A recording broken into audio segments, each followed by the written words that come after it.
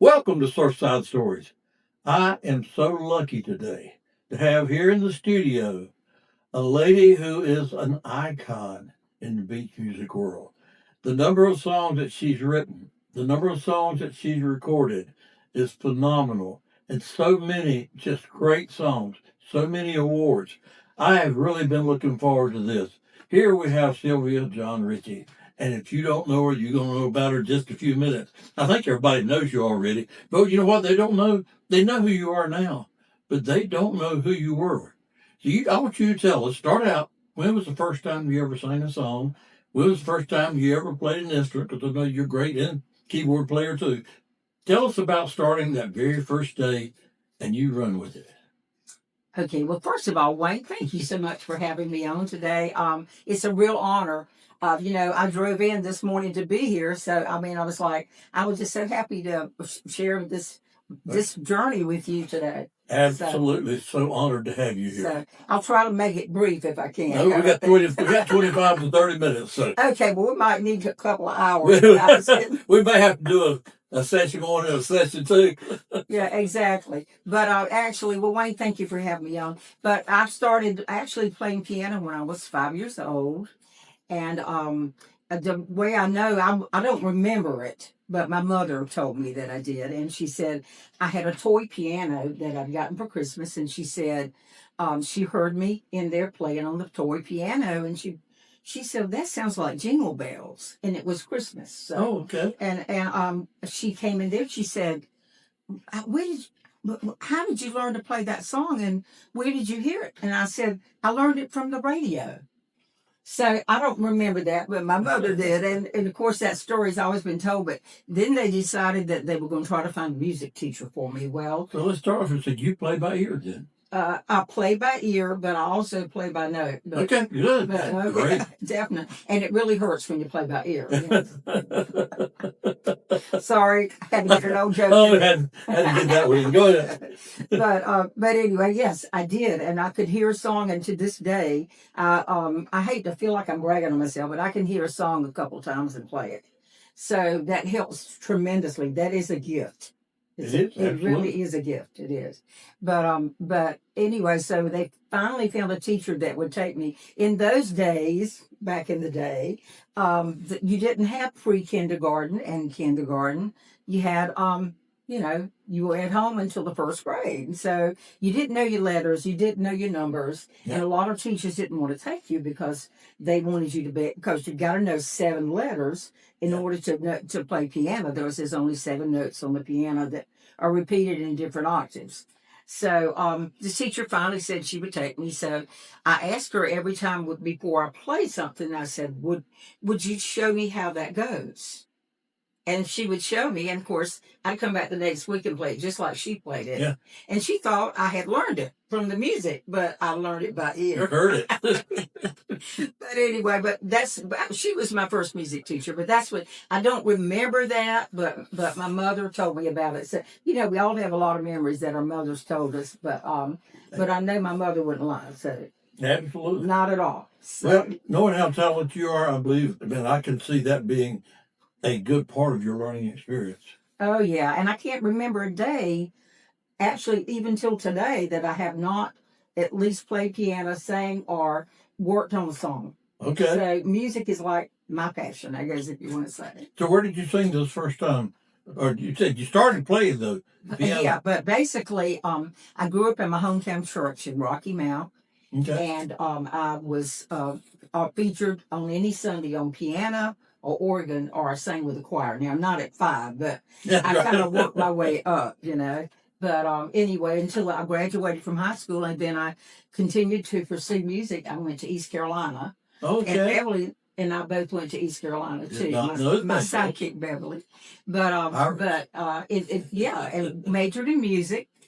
And so anyway, we have a lot in common, but I'll tell you more about her in a little while. Okay. But basically, after college, when I was at East Carolina, I got a chance to go to get a full ride scholarship to the University of South Alabama in Mobile, and so I finished up my degree down there because I went down and played the Beethoven Pathetique Sonata, and they said, "Okay, you're in." So, Wow. so anyway, I finished there, and I stayed in Mobile after because I started working my way through college. Because when the parents quit paying for college and you got to pay, you got to find a way to support yourself. So I just said, okay, well, what do I know how to do? I know how to play the piano, and I developed a repertoire of a few songs and started playing like upscale piano bars. Okay. And people throughout Mobile were calling me and asking me to play at different venues. So that's kind of how I got started. I'd go to an 8 o'clock class in the morning and I'd be playing until midnight. Oh wow. But I kind of made my way west. I played the Gulf Coast. Now, were you playing and singing at that time, or just playing? Yes. Okay. Yes. And I always felt more comfortable with the piano parts than I did with the vocal because piano was my first love. Okay. So anyway, but I would have guessed vocals were. So where did? Well, I've been singing. I had been singing for a while, but you weren't writing songs yet then. Oh no, Okay. no, Anthony. But anyway, I made myself actually made my way west, and I ended up in New Orleans and had a couple of clubs down in the French Quarter. And so my love of New Orleans and jazz. Yeah. So I had a lot of musical influences. First was the church. Yeah. And then, Mobile, I guess you would say they're kind of a jazz kind of they do all kinds of music there, but there's a lot of jazz and a lot of rhythm and blues and a lot of that type of music that kind of like a mini New Orleans, maybe. Yeah, definitely. And they celebrate Mardi Gras just like New Orleans does, but not on the same big scale. Yeah. But I made my way to New Orleans, and I had a couple of clubs in the 80s.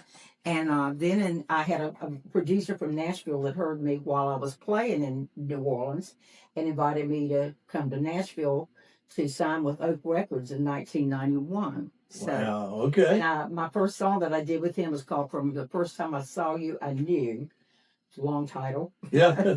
But it made... How was this song? It went to 92 on the Cashbox independent charts. Do you remember Cashbox? Oh, yes, absolutely. Yeah.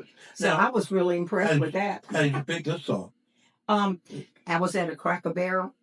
I know. Oh, I was at a Cracker Barrel. Yes. And I've never heard this story like this. This is going to be good. Y'all going to like this. But I was looking through the card racks. They had some really pretty, like some kind of cards called mountain cards. And I saw this title on there, and I was like, oh my God, that would make a great song. From the first time I saw you, I knew. It's a love song. So the rest is history. So, but anyway, I thought that was kind of funny. Oh, wow. Most people go to Cracker Barrel to eat. I go to look at the card rack. No. But your first one became a hit. But for your first one became a hit on Cashbox then. Yes, I couldn't believe it. It debuted at 92, but I got the list somewhere, but I'm not sure exactly how high up it got. But I was just happy to be on the chart. I mean, I was a nobody then, and I, of course still am. But I was you're not even. But nobody knew my name on the charts. But anyway, but that was a fun thing. But anyway, I stayed with Ray Ruff and did a lot of songs with him in Nashville, and then I've been so many places. I was like, I was saying earlier, I have to read my own bio to kind of remember the chronological sequence of everything, and it's like, from one thing to another. But music has always been my passion, and it's like being in music now. I'm still in music, but it's you do it more for the music than you do for the money. So if you're in it for money, I understand. You're in the wrong business. You need to be a lawyer, doctor, or a plumber. Now, at the time, were you living in Nashville or just went up there to work? No, I was still living in New Orleans, and I would go back and forth like you'd have off like Sunday, Monday, Tuesday, and then you'd be back and back to the studio and then back. So it was kind of a weekend kind of thing. And my first album was called Close to Yesterday, and I recorded part of that in Muscle Shoals, Alabama, which was up north of Mobile. That's a well-known name. Rick Hall of Fame Studios. Yes. Oh my gosh, he was a trip. He had a bathroom you would go in. And he was singing there. he put the microphone in there because it had better acoustics. But yeah, Whatever works. exactly. And you know, if he didn't like something that you did, or you know, if it was like, I don't like that, we're not doing that, you know, he would throw something at you. It's like we need to go back and redo that. But those were the days when you had a lot of musicians in the studio at one time. Okay. They would do the rhythm tracks, and then you would sing like a scratch vocal. Then you would come back, you know, in a couple of hours after the musicians had put their parts down, and you would do the real vocal for it. Okay. Nowadays, you do a song and you fly the tracks to Charlotte or to somebody else to do, like, you know, Mark Black or Yeah. Rick Murray or somebody, and it's like they're not there when you actually do the song. Yeah. So. Yeah. But anyway, things have really changed from that, haven't they? Oh, they have gone. Going from analog to digital in the studios was huge. Right, exactly. Nashville used to be the same thing. They always had all the musicians there. They could, in 3 hours they could put down 3 songs with no problem, and from start to finish, just about, except for the final vocal and the final background. So, well, my experience with the Nashville musicians, they were all very talented, and the opportunity to work with them indicates that you were very talented too to be in that studio with them. well, That is big congratulations to you on that. Well, thank you. Well, the one thing I didn't like was that they wouldn't let me play my own piano. They had to play it for me, but that was okay because, you know, they can do it in one take. Yeah. It would take me 50 probably. But anyway, you know, but it was a really great learning experience for me. But I've had so far, I've recorded. I just completed my 12th studio album, which is "Burning It Up for Your Love." I did a Christmas album too, but I wasn't counting that. But anyway, that was a great single when it came out. Thank you. Well, and Wayne, y'all got to check out the video for "Burning It Up for Your Love" because Wayne is in there and he's a great mixologist. He is tossing those cocktails around. You gave me the opportunity, and I thank you. Oh, you did. You did a really good job. We had bartenders that our DJs were bartenders, and that's how. I won't tell you anymore. You got to look at the video so you can see for yourself. Amen. But anyway, so where was I? I was in Nashville, right? Yeah. Okay, I was still in New Orleans, so. But you were going back and forth. Right, going back and forth. How long did you do this? Well, for a couple of years. Okay. A couple of years, and then in 1993. I had a hotel call me in Natchez, Mississippi, and they asked me if I could come and play. They were opening up a new hotel and 4 new owners there. They heard that I could play the piano bar type environment. And so they brought me to Natchez, Mississippi I thought I was only going to be there for like a couple of weeks.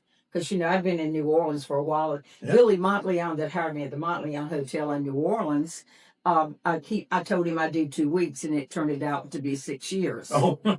So this was another thing after that in Natchez. 6 years. I was there. Yeah, I was there. Actually, I was there for about 4 years. But anyway, I met some really great people along the way. All those people, and lots of fans, and a lot of people that helped me on my journey. But when I got to Natchez, I was there for a while, and I decided that I was going to teach piano and voice. So one of the music stores they built a studio for me in the music store. Oh, to teach. To teach, and so I started teaching, and they were like, you know, I had maybe 50 students a month would come in, and by this time the Concordia Parish school system had heard about the music teacher at the music store, and they came and talked to me about possibly being in their school system. And I had a degree in music, so I was like, well, why not use it? You know. But I ended up teaching the gifted talented program for Concordia Parish school system. Oh, that's great. Until 2015, actually. Wow. And this was a program that children had to audition to get in. So it wasn't necessarily just piano or vocal. Yeah, I had clarinet players, I had saxophone players, you know, trumpet players, drummers, and I worked. But you had the most talented of the kids. Yes. you had to audition, and had to pass some strenuous auditions to get in. But it was a great time, and I enjoyed it. And I really think that I got more enjoyment out of teaching children music and more than sitting playing in a bar, and having to say, "Hey, baby, can you play it one more time?" But but anyway, oh, that's good. and I loved it, and I got a chance to teach in that program plus the private teaching uh, over 500 children of music concept.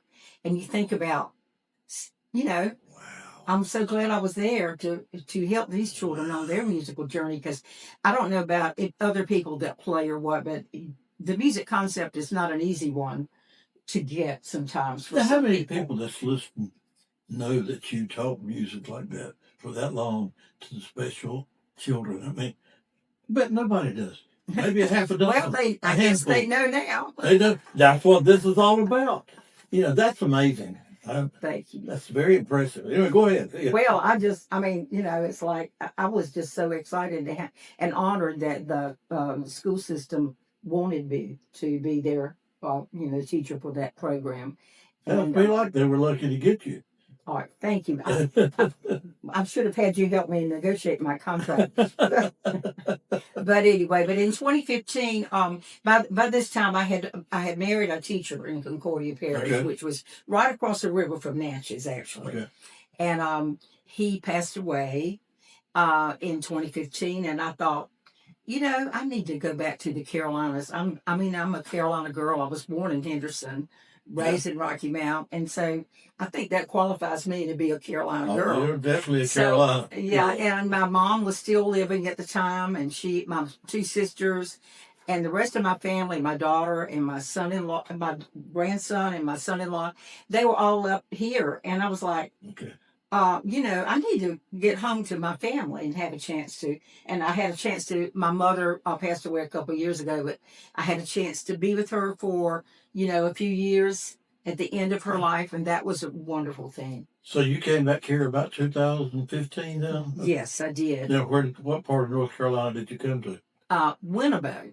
I know y'all want to know where that is. Yeah, it's part of Leland, and Leland is across the river from Wilmington.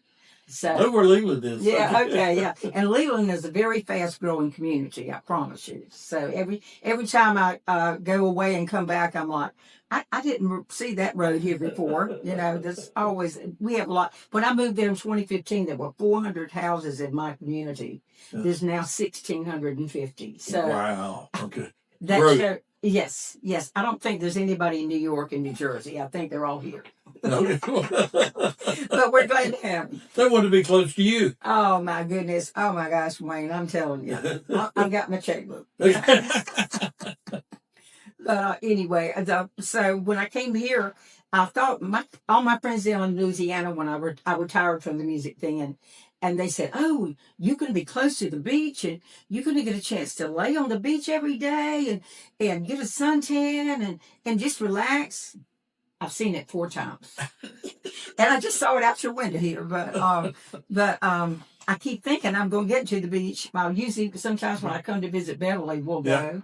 But I've just been so busy, I hadn't had time to go to the beach, and it's 20 miles away. But anyway, I've had a wonderful career since I moved back to the Carolinas.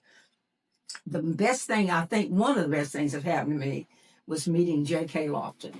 I had some songs that I had recorded with a friend who had a home studio, and I wanted it to be more in an album format. And he said, "I don't think I know how to do that." So he said, I'm going to say you need to try to put this on another level with another producer. So someone suggested J.K. that he was a producer, and he had Cape Fear Studios in very talented too.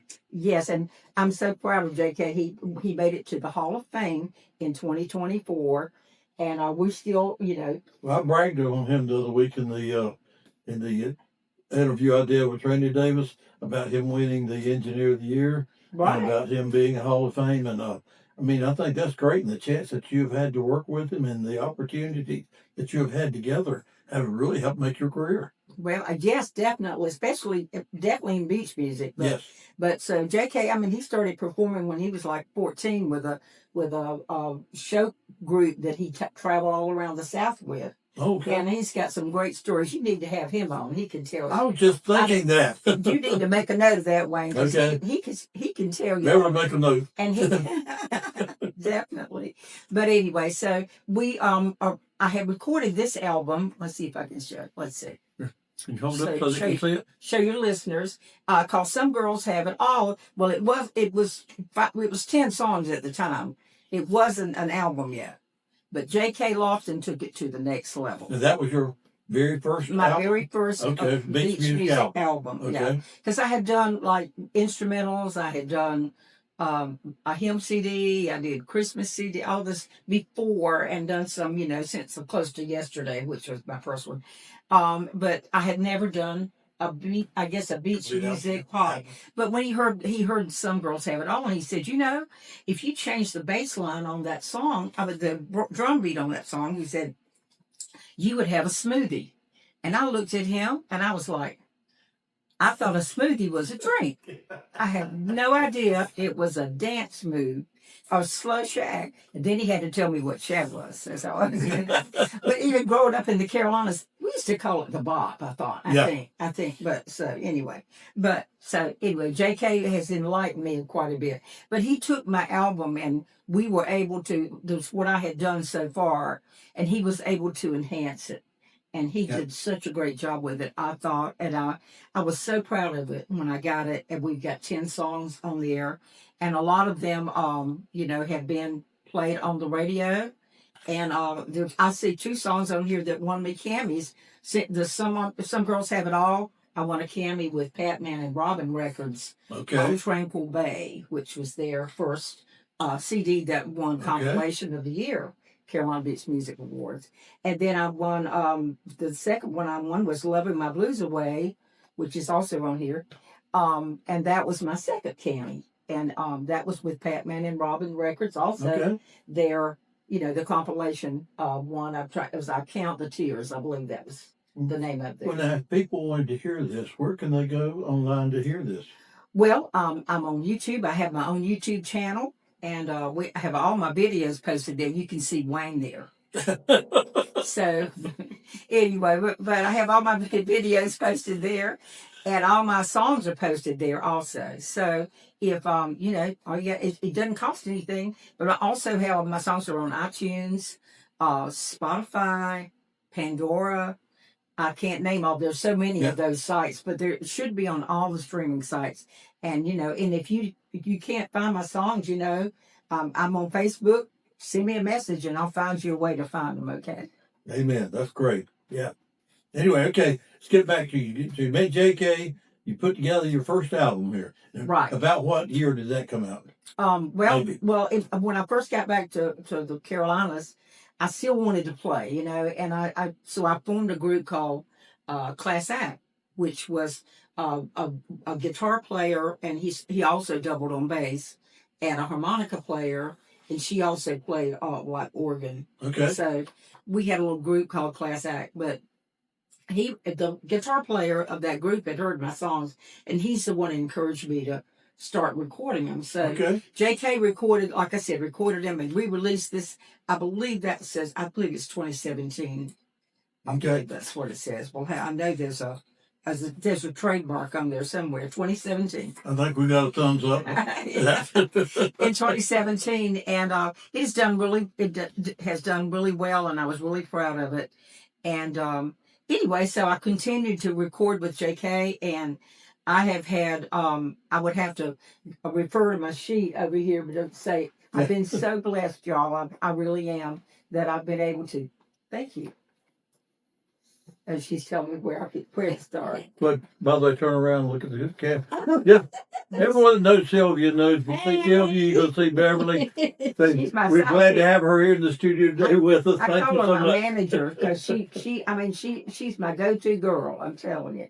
She can help me with anything. I pick up the phone and say, "Hey, can you help me organize a video?" "Oh yeah, I can do that." So she drives me everywhere when I'm down here because she knows where everything is. And we walk in, everybody says, "Where's Beverly?" if she's not with me. And when they see her, they say, "Where's Sylvia?" So and we met at Great Duck's. team. Great teamwork. And we actually met in, I think, 2017, wasn't it, Beverly? Was it? Yes, we had an interesting meetup. Ducks and all the different clubs used to do a Christmas customer appreciation thing for locals to come, and there was food over there on that one side. So I had a plate of food. Come over here and get in this picture here with us. Okay, I had a plate of food and my cup. And I'm over here on this side of Ducks and walk over. Smoking Hot was going to be playing that night. And I was doing one of my songs. Yes. Yeah, okay. Because she had written one for Gary to do, and he asked her to come that night. And so I had my plate and my cup, and you know that section near the bar they call the duck pond that had a railing? Yeah, I know where you're going. Yeah. She and Barry and a couple of people from that class act band she was talking about were there. And I said, "Can I set my cup down?"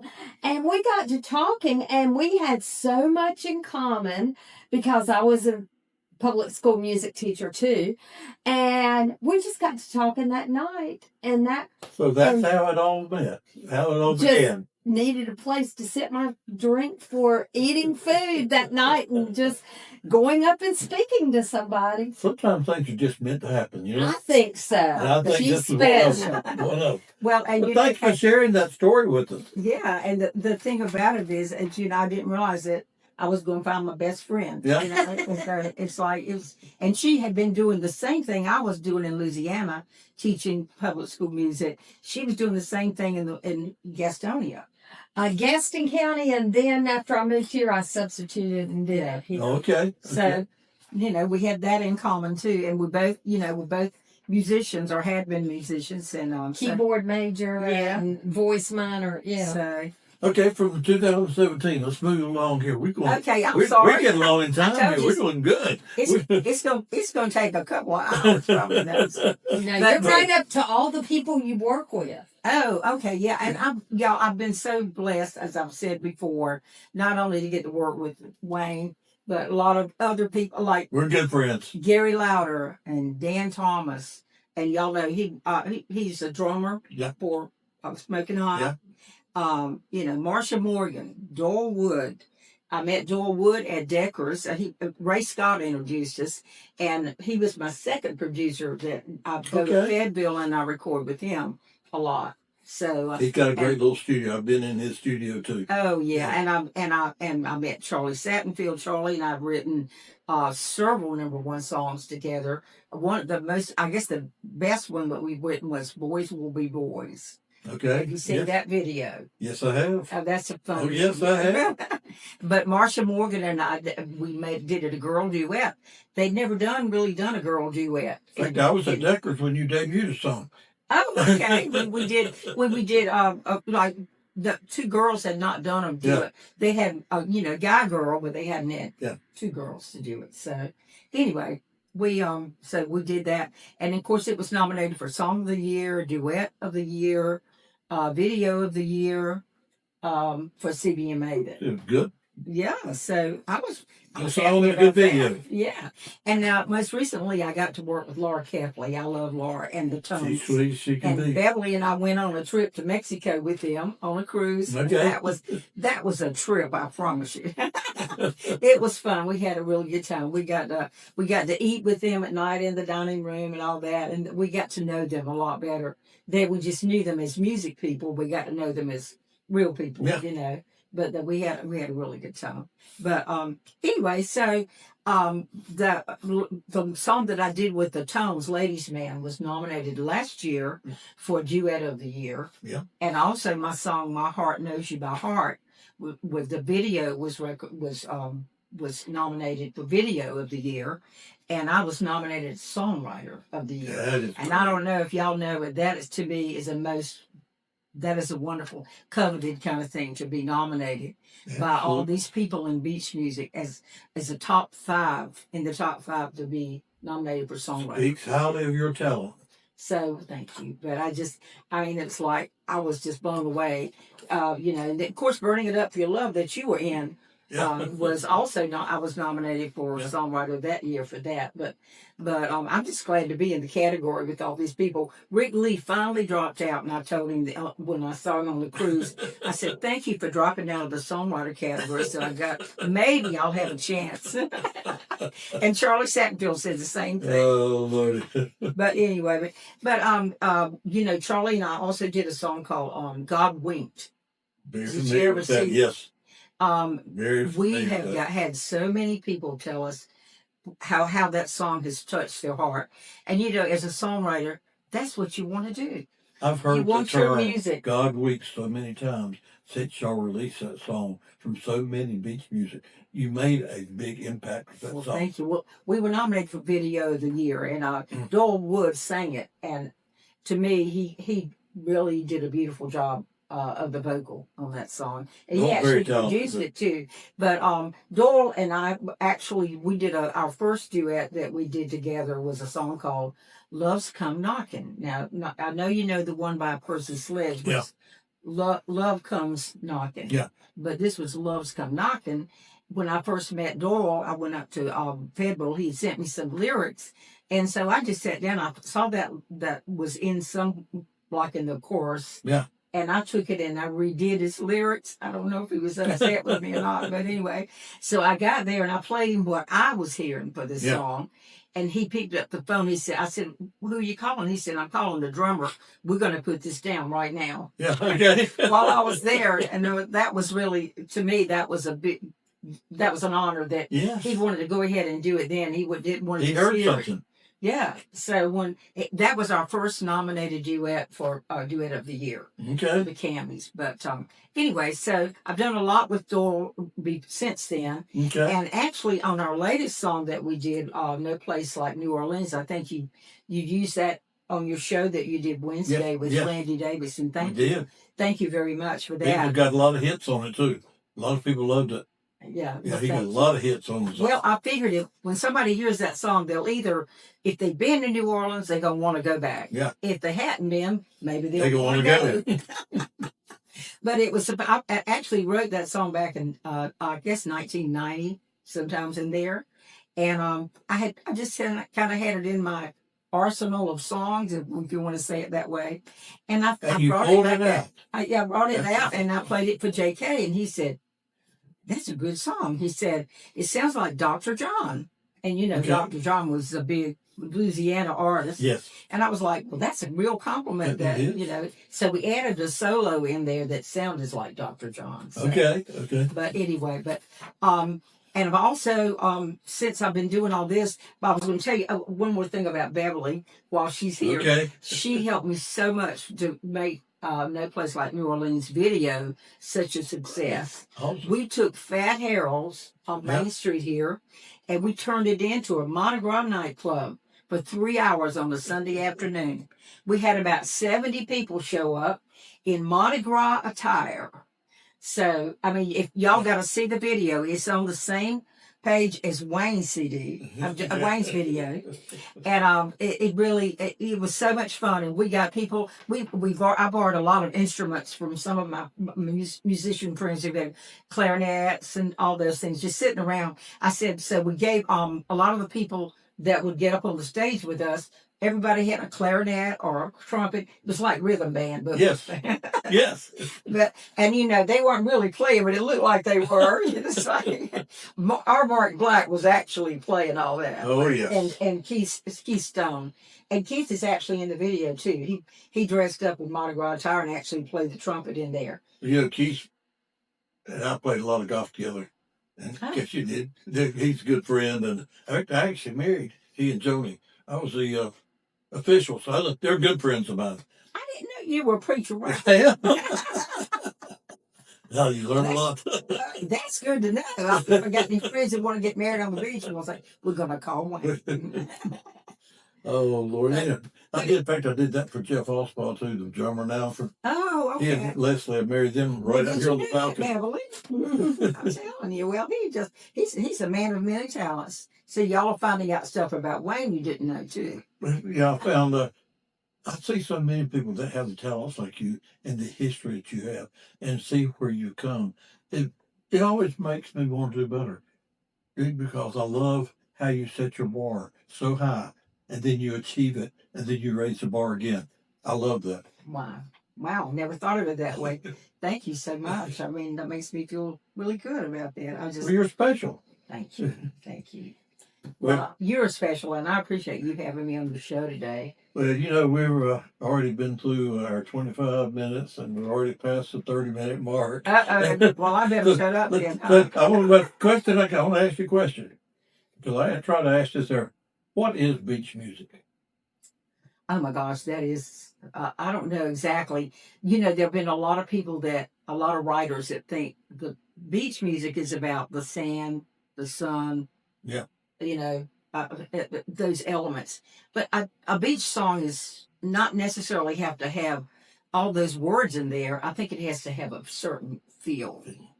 And if you're a shagger and you're sitting at your table and you hear a song, what makes you want to get up and dance? You feel it. The feel of the song. Amen. And the rhythm. So this is the first genre that I've written in. I've written in gospel too, but this is the first genre I've written in that I had to worry about the tempo. Yeah, you can't. If you get it too fast, they won't shag. Or If you get it too slow, they won't can't shag. So you got to get it just right. I call it the Goldilocks effect. Hadn't heard it that way, but that works good. So tell us right quick, what's your next project going to be? Well, right now I think we're getting ready. We're going to put together a New Orleans album. Oh, great! Sometimes this year, and it's going to have No Place Like New Orleans. You can't believe that, right? Probably be the name of the album. Yes, probably. But I'm also I do like Rock and Pneumonia, and I do a lot of that stuff. Yeah. I don't do a lot of cover songs because I write a lot of my own stuff. But yeah. But anyway, that's what JK and I are talking about. But I've got a couple of new songs in the works right now that we're working on trying to put together. I just wrote something new for Marsha Morgan. So look for something new coming up for her. So a couple of Rhonda's songs on the chart you did. Oh yeah. Yes. I forgot about it. Did Weekend, right? I can't wait for the weekend. Yeah, I co-wrote that with my friend Steve Cheek. Okay. And Steve and I sat down and wrote that and sent it to Rhonda, and she loved it. And Keith Houston produced it with KHP Records, and it has been one of the breakout songs of her album, which I was happy to say. It's done very well. Yes. You did a great job writing that one. She did a great job recording it. Yes, she did. So who can't wait for the weekend, right? Okay. Well, I got to tell you, it has been an absolute pleasure. I have learned so much today. And this is permanent. Everybody is going to be able to see and hear who you are. They didn't know. I didn't know. But I've learned so much today. I love the story. I love what you've got going. Jim Quick even was amazed how well you could play the piano. He says, I didn't know you could play the piano. We're saying, duh. Well, she is great. I've seen her many times. At the Galleon last year. Yeah. Laura kept she did at the Rainbow. I was sitting right in front of her. We got one of the 3 standing ovations of the program, and I was blown away. That was awesome. I did a great job with it. Thank you. And we did it again on that cruise. You're both very talented. Love Laura too. Yes. You're both very talented. Made a great duet. Really did. Thank you. Well, listen, we got to call this an end. We already got to the end, but thank you again so much for making the drive down here today. Beverly, thank you for accompanying and helping bring us and help keeping us in line and in order. We needed that because we had so much to cover. We were going everywhere, and I loved it. I know, and I'm sorry. I loved that. That's why. But thank you again. Thank you. You're welcome. Thank you for having me. Folks, you know what to do. You can go to Spotify, you can hear it. You can go to YouTube, you can see it. You can go to Roku TV, the Beach Music channel, and you can watch it. Or you can go to Explore NMB and watch it, or you can go to Facebook and see it. So a lot of places you're going to be able to see this one, and it's going to be coming out real soon. Thank you again, and have another great day. Beverly, thank you for bringing her. God bless y'all. See you next